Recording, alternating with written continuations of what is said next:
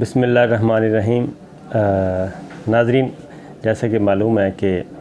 ایک چیز پاکستان کی پولیٹکس میں چل رہی ہے، کالم بھی لکھے جا رہے ہیں مسلسل، اور خاص طور پہ کہ این آر او ہو رہا ہے نہیں ہو رہا، این او مانگا جا رہا ہے نہیں مانگا جا رہا۔ تو مسلم لیگ نواز تو مسلسل یہی کہتی رہی ہے کہ ہم این آر او نہیں مانگ رہے، لیکن وزیر اعظم عمران خان نے دورہ کیا یو اے ای کا، اور وہاں پر جو ان کی لبنان کے وزیر اعظم سے ملاقات ہوئی، جو باہر آ کے گفتگو ہوئی، اسد عمر صاحب نے بھی آج گفتگو کی ہے اور شاہ محمود قریشی صاحب نے، اور دونوں وزیر اعظم کے ساتھ تھے۔ تو انہوں نے حریری صاحب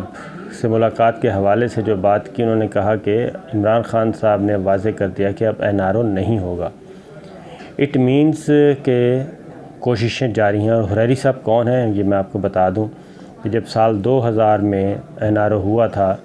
اور نواز شریف صاحب اور ان کی فیملی، شہباز شریف بھی شامل تھے، سب کے سب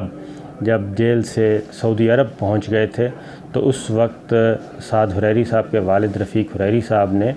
اہم کردار ادا کیا تھا، اور شجاعت عظیم صاحب ان کی کمپنی میں ملازم تھے، طارق عظیم صاحب ان کے بھائی تھے۔ تو رفیق حریری صاحب کے ذریعے اور سعودی عرب کے ذریعے یہ سارے معاملات طے پائے تھے، اور پھر رفیق حریری صاحب کا تو مرڈر ہو گیا، اسیسینیشن ہو گئی تھی۔ اس کے بعد پھر سعد حریری صاحب جب دوبارہ نواز شریف صاحب ایگریمنٹ توڑ کے واپس آئے تھے پاکستان، اور ان کو جو لینے کے لیے شہزادہ مکرن آئے تھے، سعودی انٹیلیجنس کے چیف، اور ان کے ساتھ جو تھے وہ سعد حریری صاحب تھے، اور انہوں نے آ کے یہاں پہ بتایا بھی تھا کہ ایک ایگریمنٹ کے تحت گئے تھے، تو وہ گارنٹر تھے بیسیکلی۔ تو اب پھر سعد حریری صاحب نے جو ملاقات ہوئی ان کی وزیر اعظم عمران خان سے، تو وہی سعد حریری صاحب ہیں جو ماضی میں بھی یہ کام انہوں نے کیا تھا، این آر او لیا تھا نواز شریف صاحب اور ان کے خاندان کے لیے۔ تو ایک چیز تو کلیئر ہو گئی کہ یہ چیز ابھی چل رہی ہے، ختم نہیں ہوئی،